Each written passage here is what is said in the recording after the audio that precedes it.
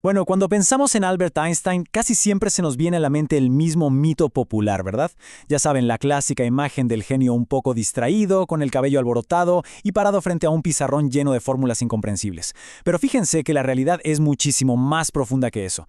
En este análisis visual vamos a ir estructurando los hechos paso a paso para descubrir no solo a la mente brillante que redefinió nuestro universo, sino a la persona real, al ser humano con todas sus inmensas complejidades, sus luchas y, claro, sus contradicciones. Hablamos de un hombre cuya enorme imaginación, mucho más que su destreza técnica inicial, terminó alterando para siempre nuestra mismísima definición de la realidad. ¡Comencemos! A ver, entremos de lleno en esto. La historia no empieza para nada con un típico niño prodigio académico. De hecho, los registros nos muestran que tardó bastante en empezar a hablar. Pero aquí hay un detalle súper revelador. A los 5 años, se obsesionó profundamente con algo tan simple como una brújula. Y es que, para este niño no era solo un juguete curioso, era la prueba absoluta de que existían fuerzas invisibles dictando las reglas del mundo físico.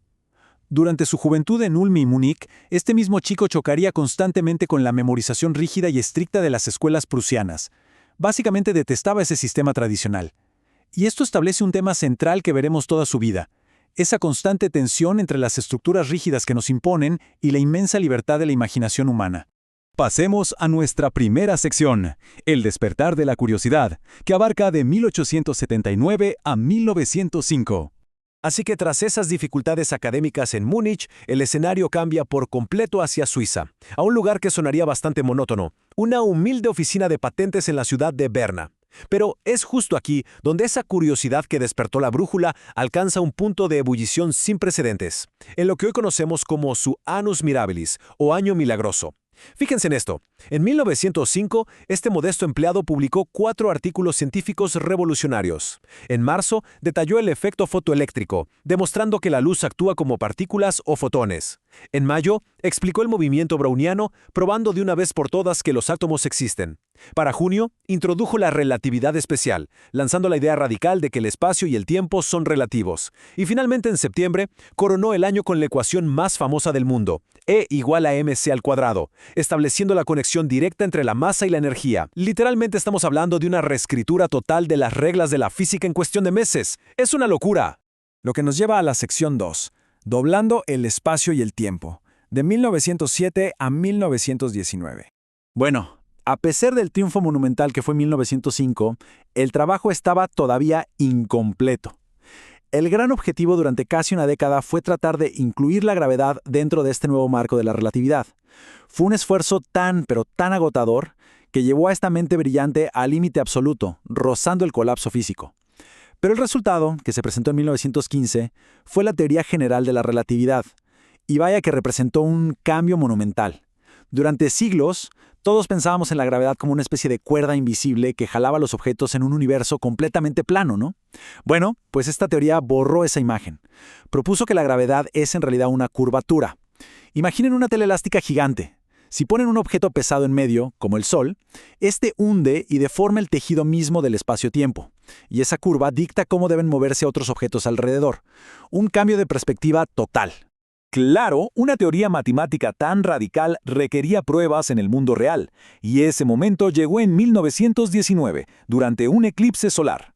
El astrónomo Arthur Eddington observó cómo la luz de las estrellas, efectivamente, se curvaba al pasar cerca del Sol, confirmando con exactitud la predicción.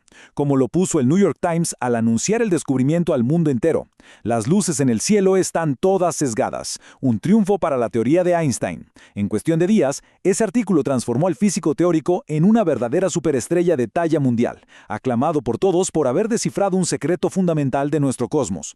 Entramos ahora a una etapa mucho más compleja. Sección 3. El exilio y la guerra, entre 1933 y 1945. A pesar de toda esa inmensa fama global, la historia del siglo XX impuso una realidad sumamente cruda. Con el ascenso del partido nazi al poder en 1933, ser un científico brillante de origen judío en Alemania significaba un peligro inminente y real.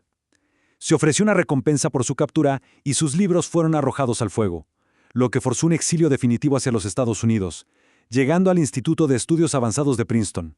Y aquí vemos una paradoja enorme, de esas a las que puede ser empujado el ser humano por las circunstancias.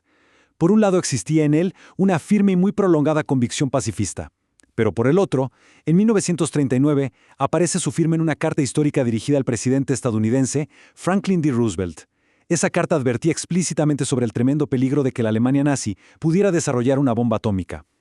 Esa advertencia impulsó de manera directa la creación del Proyecto Manhattan. Como sabemos, las consecuencias de ese desarrollo tecnológico marcaron todos los años posteriores a 1945. Tras los devastadores bombardeos atómicos de Hiroshima y Nagasaki, surgió en él un profundísimo sentimiento de arrepentimiento.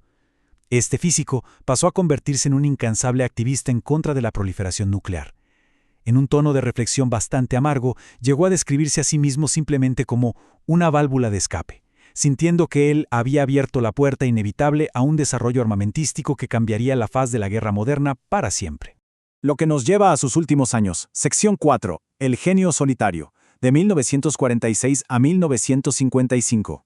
Ya instalado en su famosa casa de Mercer Street, en Princeton, se asienta esa imagen icónica del anciano solitario de cabello desordenado que caminaba sin calcetines por la vida y que encontraba una gran paz navegando silenciosamente en su pequeño bote. Pero ojo, que en esa soledad la mente seguía trabajando a toda máquina.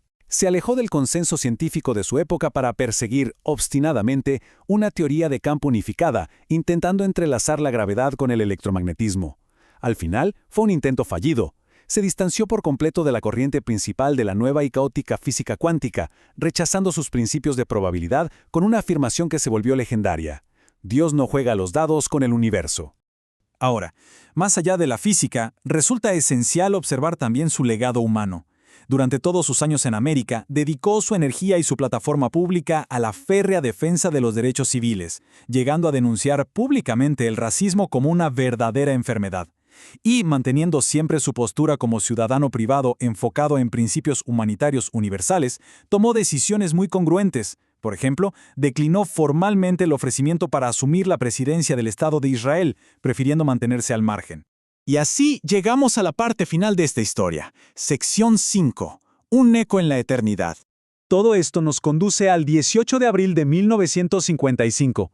Podemos visualizar un escritorio súper tranquilo en Princeton, completamente cubierto de páginas y páginas de ecuaciones inconclusas. Ese día, la voz se apagó, pero el eco comenzó a resonar con más fuerza. Para entender realmente la magnitud de su vida, basta con ver cómo su trabajo construye nuestra realidad de todos los días.